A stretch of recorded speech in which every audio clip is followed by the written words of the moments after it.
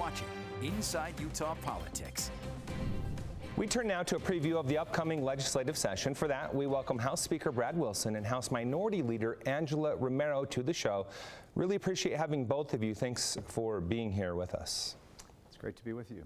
Let's go ahead and start with the legislative session. That's what we're going to focus on. It is just days away now, starts next week.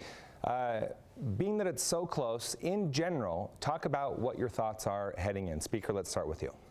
Thanks, Glenn. It's great to be with you this morning. And we're excited to get back to work at the state capitol and do the people's business. This is going to be, I think, a really interesting session. The state's at an interesting inflection point with its growth and the economy where it's at. But also, because the legislature's been very careful with the way it's been spending money, there's a lot of extra resources available. We have a lot of surplus and a lot of new revenue in the state. And making decisions about how to invest that money in the right ways, I think, is going to be a big topic of discussion up at the Capitol. Representative Romero, this is a new role for you coming in as the minority leader. What are your thoughts as you approach your first session leading the caucus? Well, I look forward to working with the Speaker. He and I have served, the two of us have served together for a while now, and we've actually worked on legislation together. And so for me, my main concern, my number one priority for many in our caucus is healthcare and healthcare coverage for children.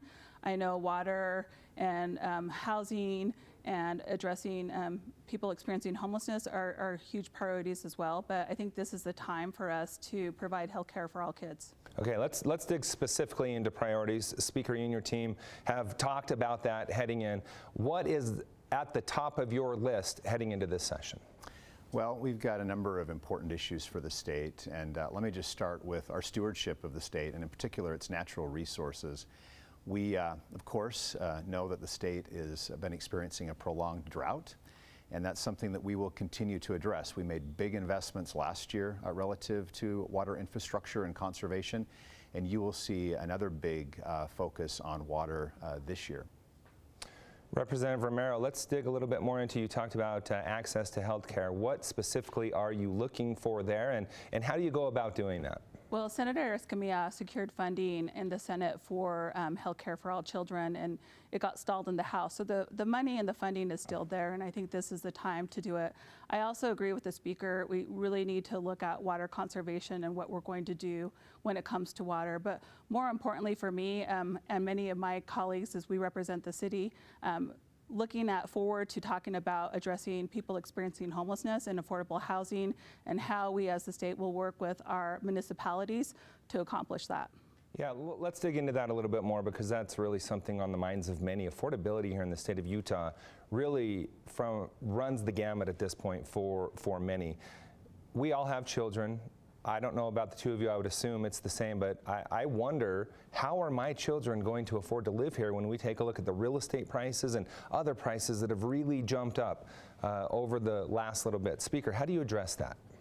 Yeah, that's a great question, and Glenn, I think we all worry about that with our kids. My first child got married in the last year, and it's something that we're thinking about like you are. Well, there's a lot of different issues, but fundamentally the big challenge we have in the state right now is there's just not enough supply of housing. When you have more demand than you have supply, prices do what they've done.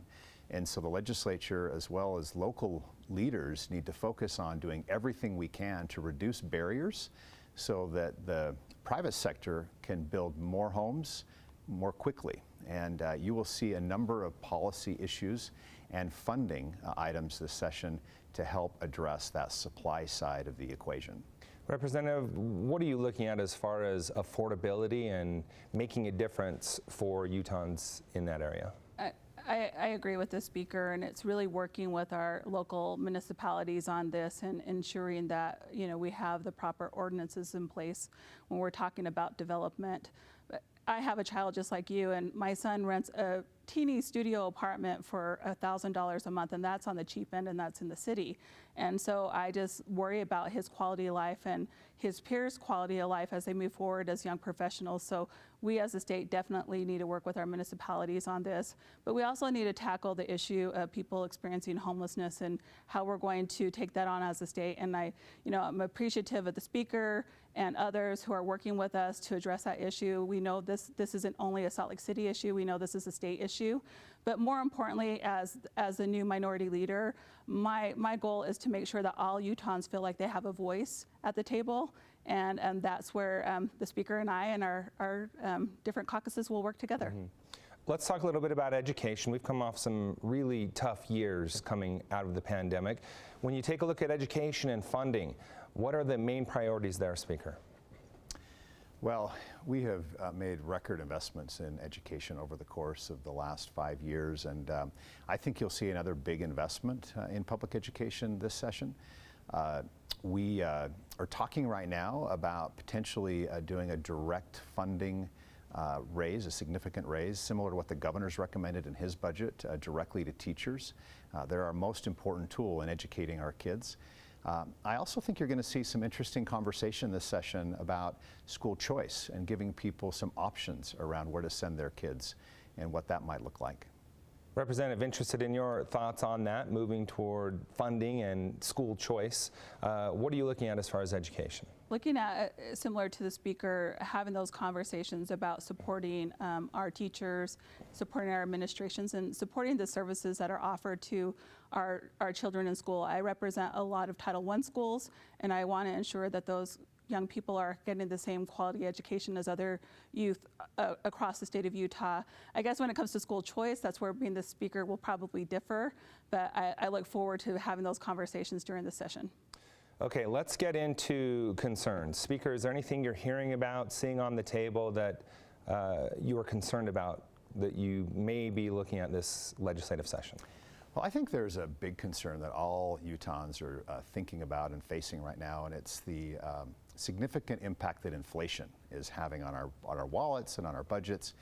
And we're seeing it show up in a lot of different places. There's more demand for government services.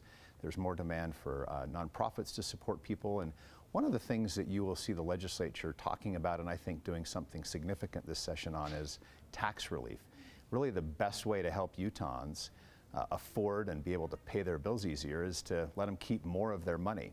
And so the Executive Appropriations Committee has already set aside over $500 million for tax cuts. I think that number could go even higher. And at the end of the day, we want Utahns to have more of their own money and be able to spend it the way that they feel is going to help them the most. Representative, your thoughts on inflation and how the Speaker is talking about addressing that? I agree with the Speaker when it comes to inflation and how it's impacted our families. I don't know if I'll be on the same page as the Speaker when it comes to tax cuts. I'm looking at food, you know, the sales tax on food as an issue, and also looking at our seniors and looking at how they're taxed with their Social Security. So these are some things I think that we and our caucuses will have conversations about. But for me, more importantly, I'm looking at the social determinants of health. How do we make sure that we're supporting all issues that impact Utahns when it comes to housing, when it comes to healthcare, when it comes to the quality of education? And transportation is huge, and that's another conversation we're going to have. Do we electrify mass transit? How do we make sure that we're providing people with options to get from point A to point B? So these are huge issues, and huge issues for the district I represent in particular when we're looking at expanding I-15.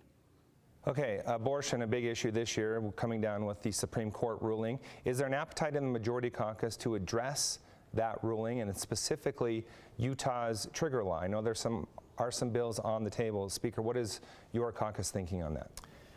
Well, we will see what bills come up with this. I'm glad to see where we're at as a state in large measure. Our trigger law went into effect.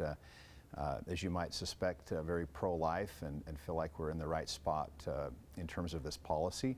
There may be some issues that need to be addressed where there's some clarity that needs to be met, but I wouldn't expect at the end of the day any wholesale change to that policy this session. Representative, your thoughts? Yeah, I have some concerns. I've seen some bills filed by Representative Brammer and some other individuals, so I want to look into the pieces of legislation and how it would impact the current injunction that we have here in Utah when it comes to abortion. And the people of Utah have spoken. I think most people want to make sure that people have access to abortion, and you know, everyone has a different opinion of when that happens and how many weeks that happens, but for me, it's critical that we allow people to make a decision on what happens to their body. Okay, we just have a few seconds left. During the week, we found out that Senator Karen Maine resigned her seat in the Utah Senate. She is commonly the most productive lawmaker on Utah Capitol Hill as far as passed bills are concerned. I'd just like your thoughts on that situation. Speaker, let's start with you. Senator Maine has been a colleague the entire time I've served in the legislature, and she's going to be sorely missed. She's a great friend, and she's a wonderful example of how to get things done, working across the aisle, and we're all supportive of her as she goes into her retirement, and we want her to know we love her. Representative Romero, your thoughts on Senator Maine? Yeah, it's a great loss for our caucus. Senator Maine has been the leader on the forefront, ensuring that we're addressing working people's issues, ensuring that we are representing all Utahns, and so it's going to be a great loss for our caucuses and her leadership and her guidance. And she's been a role model to many of us on how to lead out, and I've used her as an example in the way I legislate and how I work with the other side of the aisle. And I think because of that mentorship to all of us in our caucus, many of us are very successful at what we do. So it's going to be a great loss for us and the state of Utah. All right, we're just days away from the start of the session. Really appreciate you being here and sharing your insights, and we'll be following it along the way. Thanks so much for being here. Thank you. Stay with us. We'll be right back with more Inside Utah.